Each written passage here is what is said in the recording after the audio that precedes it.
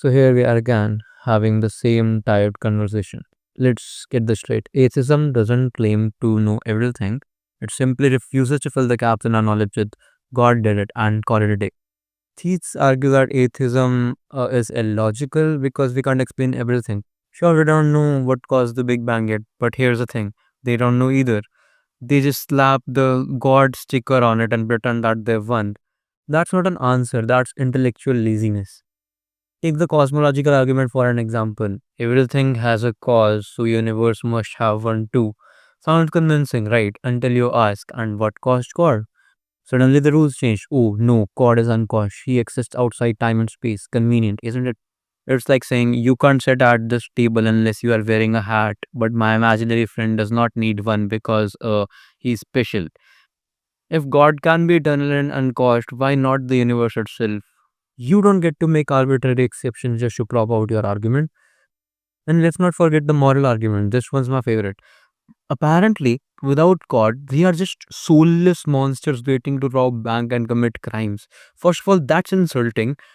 And if the only thing keeping you from being a psychopath is your fear of divine punishment, mister, you are not moral. You are just scared. Morality isn't a divine gift. It's a product of empathy, social evolution, and understanding that actions have consequences. People don't avoid murder because a deity told them not to. They avoid it because it's destructive to society. Simple as that. Then there's the classical design argument. Look at the complexity of human eye. Surely it must have been designed, so there must have been a creator, so God made it. Really, that's our argument. Because I can look at this beautiful, complex motherboard and not understand it. God made it too, right? By our logic, everything complicated and misunderstood must be divine. But here's the kicker. Complexity of an eye doesn't prove design, dude. It proves evolution. If someone actually took a biology class instead of a Sunday school, they'd know that human body is riddled with inefficiencies and flaws. From our backward retinas to our fragile spines, evolution isn't perfect. It's just good enough to survive, okay? That's not hallmark of design. It's just messy reality of natural selection. And then there's the god of gaps. This is where the thieves really shine. They say we don't know what caused the Big Bang, so it must be God. Really? That's the same logic people used thousands of years ago when they didn't know what made the sun rose and thought Apollo pulled it across the sky. Or when they didn't understand lightning and assumed Zeus was throwing tantrums. Every single time science fills a gap, your gods get smaller. Every time science fills a gap, your God gets smaller. But here's the difference. Once science declares a fact, the facts don't change. And you know what does change? Your questions. Think of it this way. If all the science book and religious texts were vanished from existence right now, in the next 100 or couple thousands years, the facts, the science would be back exactly the same.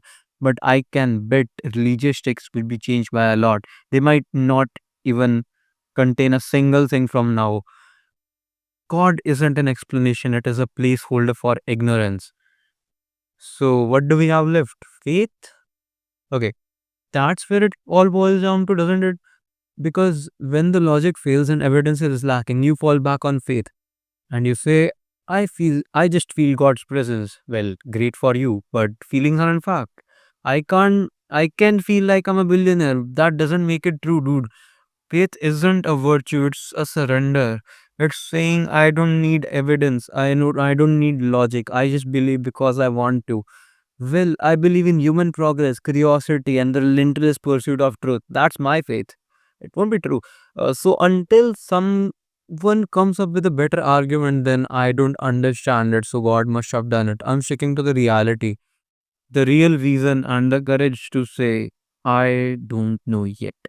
Because there's no problem in not knowing, dude. There's no problem in that. Admitting ignorance and working towards understanding is infinitely more honest than pretending you have all the answers written in an old history book.